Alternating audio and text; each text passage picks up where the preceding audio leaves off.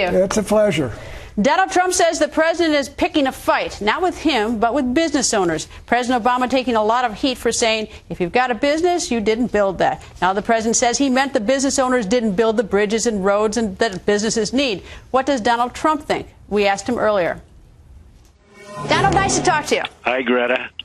Donald, the president has said that you did not build it, and he says that the Romney campaign has taken his statements out of context. I'm curious your thoughts on what the president meant, or how you took what he meant when he talked about people not building it. And I realize there's more to the quote than that, but what's your thought on it? Well, I think really it's a very, very tough statement. People are very upset by it. It really has energized a lot of people in this country because maybe the truth is coming out finally about President Obama and his attitudes. It is a very, very hard thing for people that work 20 hours a day on whether it's building a business or just working on jobs where they build great things.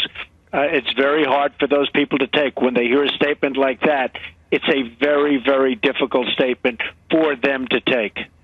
Does it reflect a bigger ideology and sort of a real difference between the two candidates?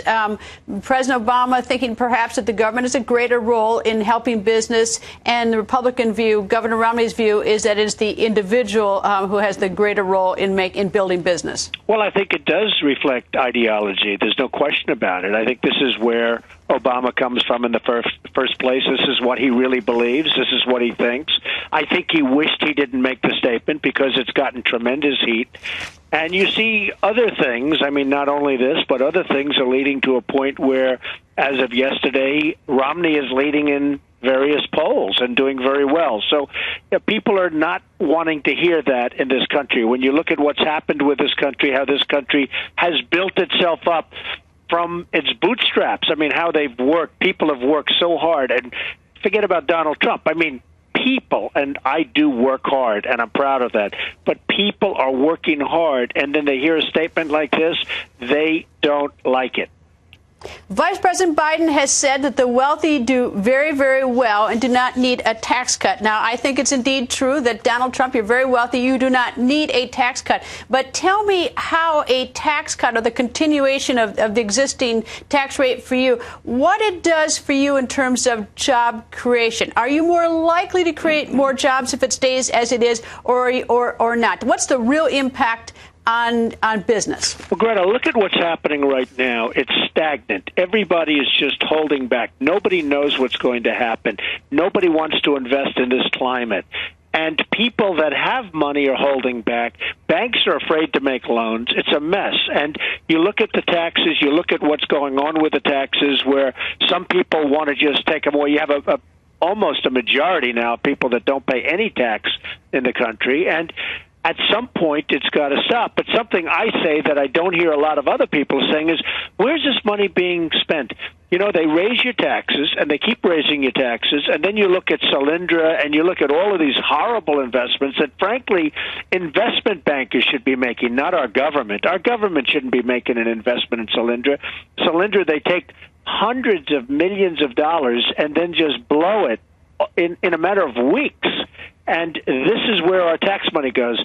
It goes to Iraq. It goes to other countries that no longer respect us, don't respect us.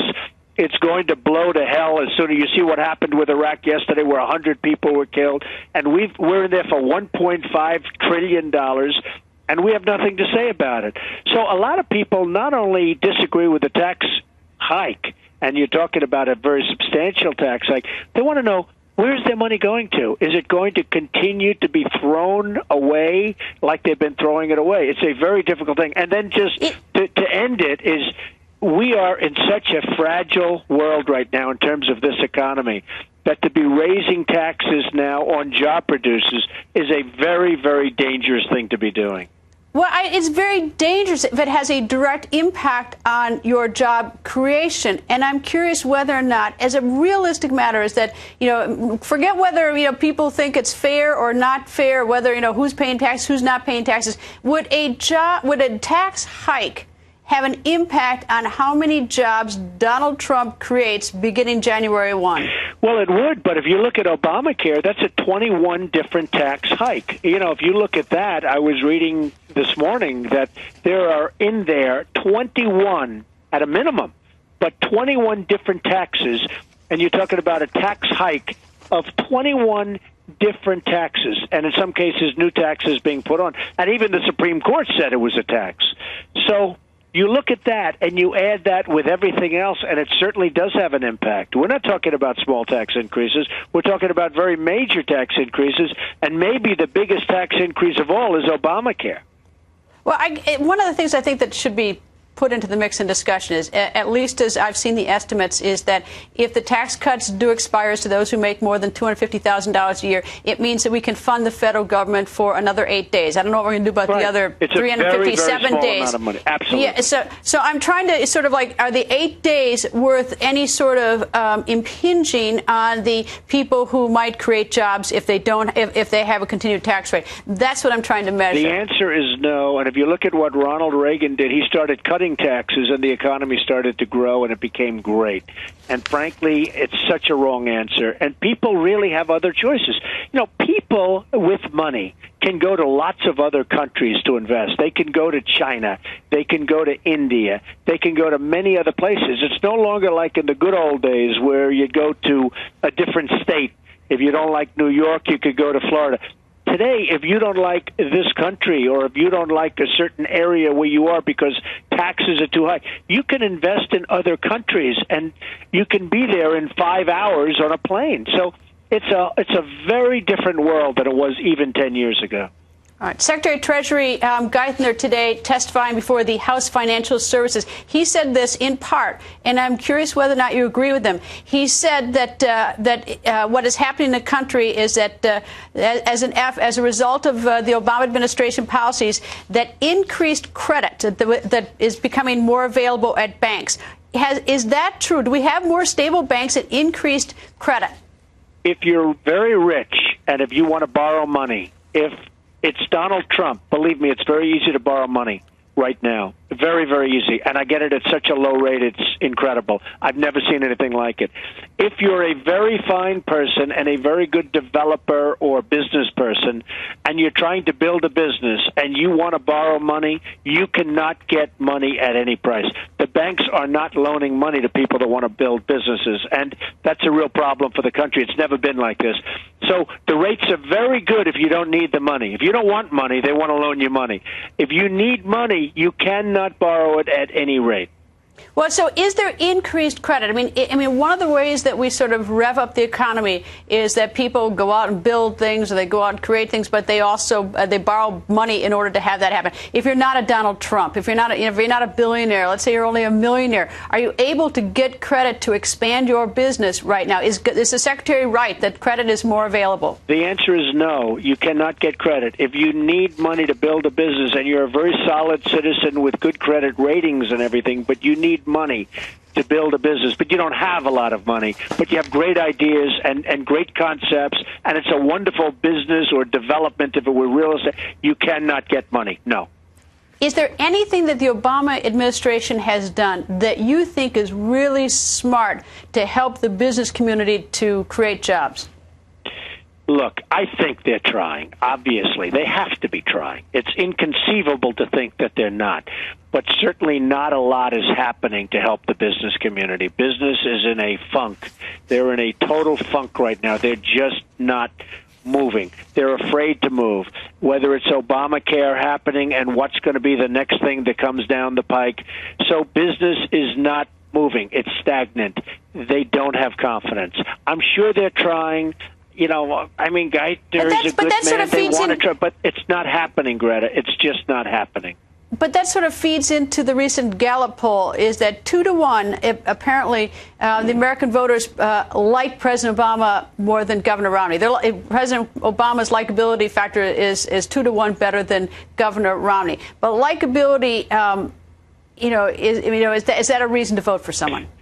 Well, you know, it is always a reason to vote for someone. I happen to think Mitt Romney is a very nice man. You look at his family, it's a great family. His wife is an amazing woman, a great woman.